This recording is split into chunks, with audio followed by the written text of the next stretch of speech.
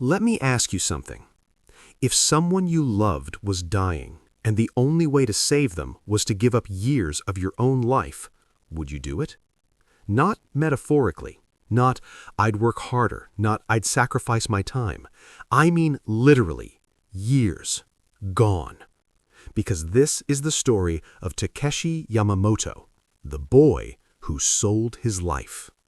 Takeshi was 17 years old, a high school dropout, no steady job, no savings, no future plan.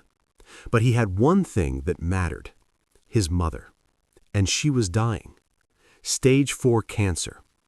The hospital room smelled like disinfectant and quiet fear. Machines beeped softly beside her bed. She tried to smile whenever Takeshi walked in. "Don't worry," she would say, "I'll be fine." But the doctors had already told him the truth. Without treatment, she wouldn't last the year. There was one option, experimental, risky, not covered by insurance. 50 million yen, roughly $350,000. For a 17-year-old with no diploma and no connections, that number might as well have been $1 billion. Still, he tried. He worked every part-time job he could get. Morning shifts at a convenience store, night shifts washing dishes, weekend delivery driving, warehouse sorting at 3 a.m. His hands developed calluses, his eyes carried permanent dark circles. At the end of each month, after rent and basic bills, he could save maybe 50,000 yen. He did the math once. It would take over 80 years to save enough. His mother didn't have 80 years. She didn't even have one. One rainy evening, exhausted and hopeless, Takeshi stepped into a used bookstore just to get out of the rain. While flipping through old magazines, something fell out. A small black card. CHRONOS EXCHANGE. Trade your time for money. Instant cash, no questions asked. An address in Tokyo. No explanation, no website, no phone number. It sounded insane. It sounded fake, but desperation rewrites logic. And that night, Takeshi followed the address. The alley was narrow and silent. At the end stood a black door. No sign, no handle visible.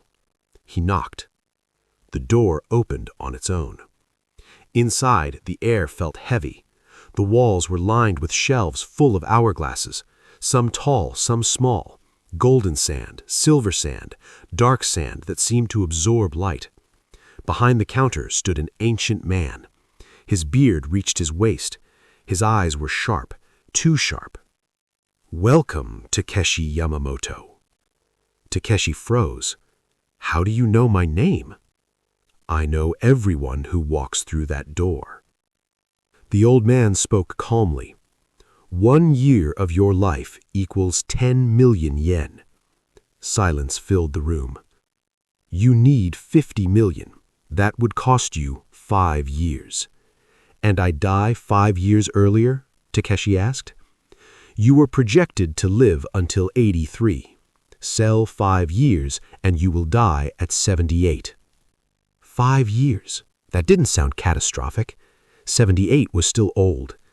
He imagined his mother laughing in the kitchen again. 5 years suddenly felt small. The old man placed a glowing contract on the counter. If your desire is sincere, the deal will activate. Takeshi didn't think. He touched it. The room exploded with golden light. When his vision cleared, 50 million yen sat neatly stacked before him. The old man smiled. Pleasure doing business. 3 months later, the treatment worked. The cancer disappeared. His mother regained strength. Color returned to her face. She walked without help. For the first time in months, Takeshi slept peacefully. He had saved her, and he had only lost 5 years. He returned to school, got his GED, enrolled in community college. Life felt normal again. Until one afternoon changed everything. He was crossing the street on a green light. A truck ran a red light. It was seconds from impact. Then, everything stopped. The truck froze mid-motion. People froze mid-step. Birds hung motionless in the sky. Time had stopped. except for one person. A girl stood beside him. Long black hair, red eyes, dressed in black like she stepped out of a shadow. "You sold your time," she said. Her name was Ray. She had made the same deal 3 years ago, 10 years of her life for her younger brother's surgery. The surgery succeeded, but months later, her brother died in a minor accident. Doctors found something strange in his body. His organs showed signs of accelerated aging. His heart looked decades older. "The old man doesn't take years from the end of your life," Ray said quietly. "He takes them from the middle, from the person you're saving." Takeshi felt the world tilt. "You're saying the 5 years I sold came from your mother?" His chest tightened.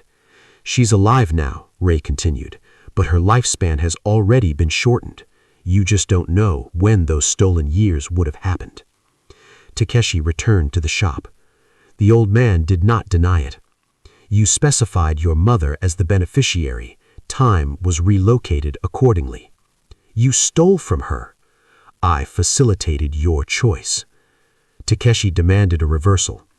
"There are no refunds," the old man said, "but you may make another deal. 1 year of Takeshi's life in exchange for 1 year restored to his mother." He agreed immediately. He did not read the contract carefully. When he touched it, the light returned, but this time his body changed instantly. Wrinkles deepened, hair grayed slightly, his back ached violently. 5 years had been taken from his present. He felt older, heavier. "You should always read the fine print," the old man whispered. Later, Ray revealed a hidden clause visible only under moonlight. "All contracts may be voided if the recipient rejects the gift."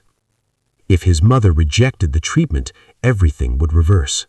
Her stolen years would return, so would his, but the cancer would return instantly.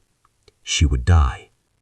That night, Takeshi sat across from his mother at dinner. She laughed at a silly TV show. She looked healthy, alive. "Mom," he said softly, "if saving someone cost you everything, would you do it?" She smiled warmly. "I'm your mother. I'd give my life for you." "And if someone did that for you?" "I'd be angry," she said gently. "They should live their own life." He understood.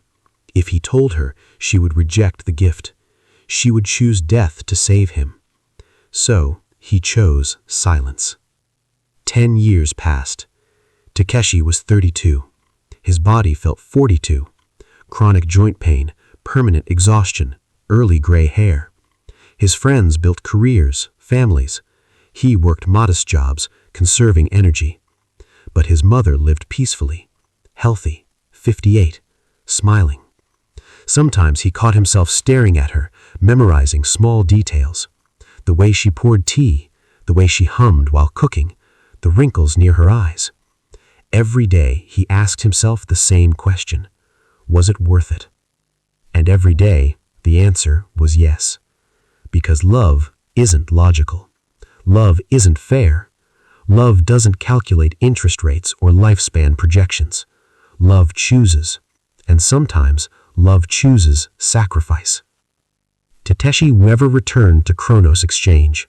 He never tried to cheat fate again. He simply lived the life he had left, carefully, quietly.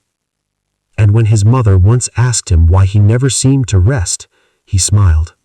"I'm just making every moment count." She never knew, and that was his final gift to her.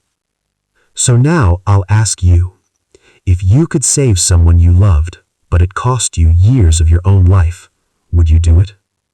Is that bravery or foolishness? Is it beautiful or tragic? Maybe it's both, because sometimes the greatest act of love is choosing to fade so someone else can shine.